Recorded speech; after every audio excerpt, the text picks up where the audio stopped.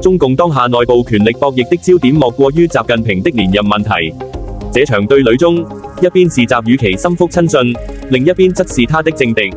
大眾常好奇他的對手究竟是誰，張又俠無疑是其一。據傳已被控制，趙樂際也是位處前線的勁敵。近日更有傳聞指向國安部長王小洪，稱其已被抓捕。早前說法是他因癌症打算隱退，但如今演變成直接被捕，這兩者性質迥異。病退或由習親自安排，但若真被抓，絕非習的本意。這意味着習已無力庇護親信，反映其勢力大不如前。不過，目前這僅屬推特傳言，尚未獲得權威證實。正值春節期間，官員不露面屬常態，大家都待在家中。待年假結束，按例國務院官員會赴地方視察，屆時便可觀察王小洪是否露面。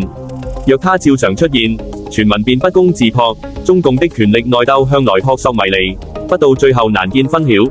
通常是人被帶走後會失蹤一段日子，等外界察覺此人長期缺席，才敢斷定其落馬。這正是目前中共權鬥的核心局勢。